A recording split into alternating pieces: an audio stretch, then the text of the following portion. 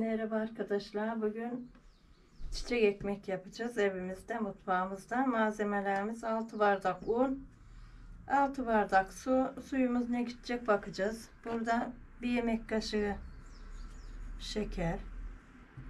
Burada silme 2 kaşık yemek kaşığıyla maya. Burada bir tatlı kaşığı tuz.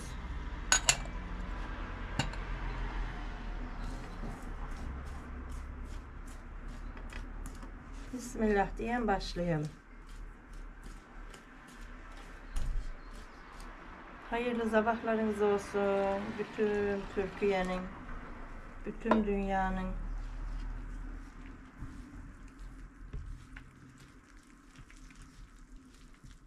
Çiçek ekmek nasıl olurmuş onu yapacağım bugün.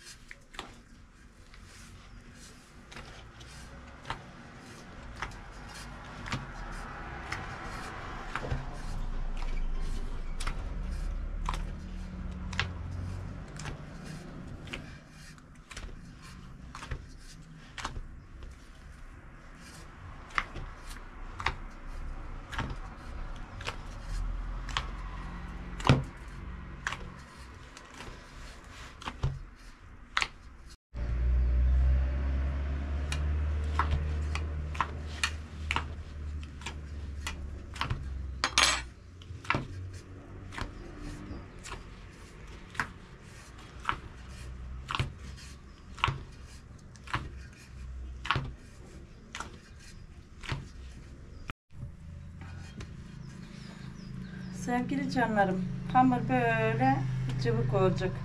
Yani ele yapışan cıvık bir hamur. Çiçek ekmeği yapacağız. Ramazan çiçek ekmeği olur.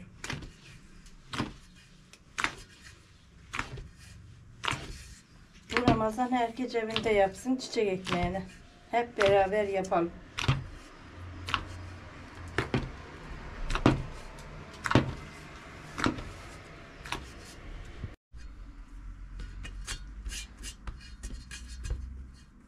Hamurumuzu yoğurduk. Mayalanmaya bırakıyoruz. Yaparken görüşürüz canlarım.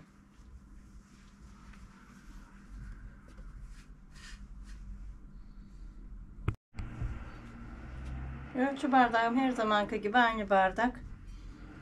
6 bardak bundan un, 5 bardak su. Suyum tam dek geldi. Hepsini döktüydüm.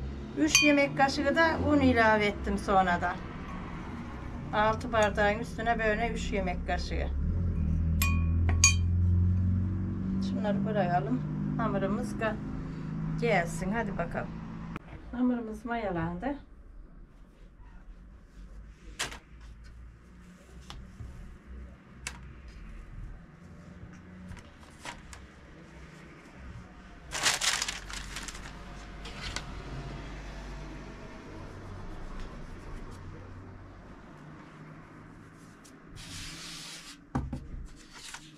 Çok güzel mayalandı.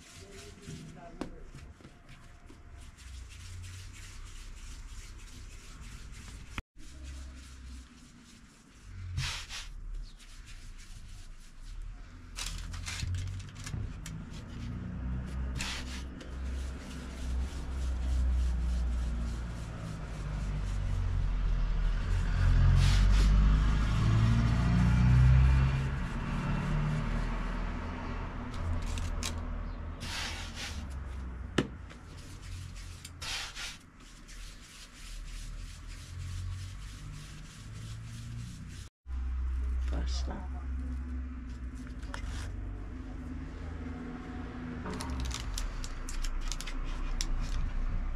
Burada 2 tane yumurtamızın sarısı, biraz süt koydum.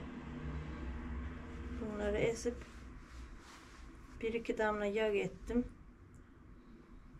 Sevgili kardeşlerim, bunu sürüyoruz çiçek ekmeğimizin üstüne.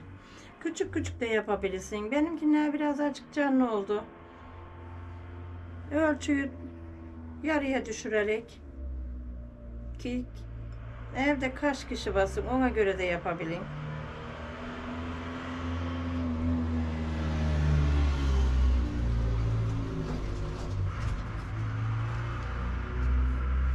Güzel bir çiçek ekmeği yapacağız inşallah.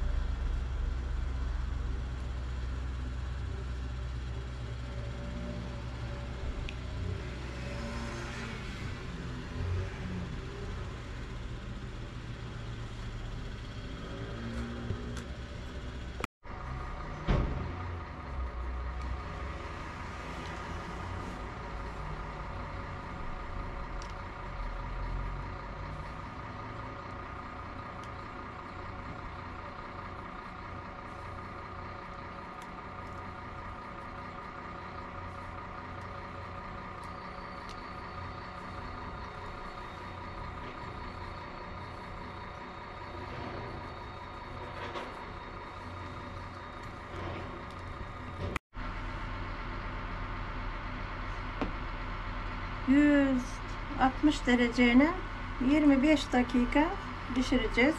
Yine kontrollü şekilde pişirin. Çok güzel oldu çiçek ekmeği. İnşallah pişmiş de güzel olacak. Pişince görüşürüz.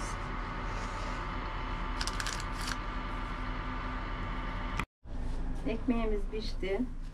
Çiçek ekmeğimiz. 10 dakika bir dinlendirdik. Çıtır çıtırıdı. Dinlenince biraz yumuşadı. Daha da var şeyi. Vallahi harika bir ekmeği oldu.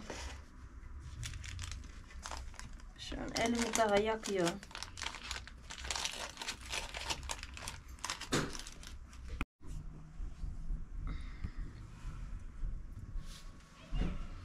Sevgili arkadaşlarım, ekmeğim pişti. Çok güzel oldu.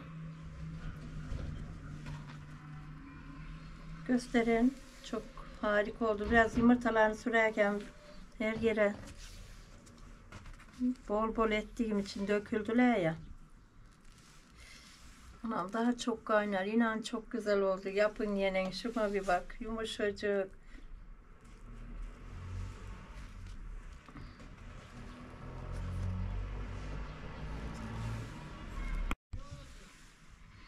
Sevgili takipçilerim, beni izleyip yeni izleyenler, kanalıma yeni gelenler lütfen abone olun. Çok güzel oldu, yumuşacık. Ramazan'da yapın yiyin. Şimdi de yapın yiyin. Şöyle göstereyim bak. Oo, şuna bakın bir, vallahi poğaça gibi oldu, yani pasta gibi oldu. Yumurtasını ben biraz çok sürdüm, altına da kaçtı. Ama harika oldu. Şuna bak, yumuşacık. Abone olmayı unutmayın. Küçük küçük yorumlarınızı bekliyorum. Lütfen abone olun. Şuna bak. Harika oldu. Ortadaki çok güzel oldu. Hepsi ayrı ayrı güzel oldu. Abone olmayı unutmayın. Allah'a emanet olun. Hoşça kalın. Yorumlarınızı bekliyorum canlarım.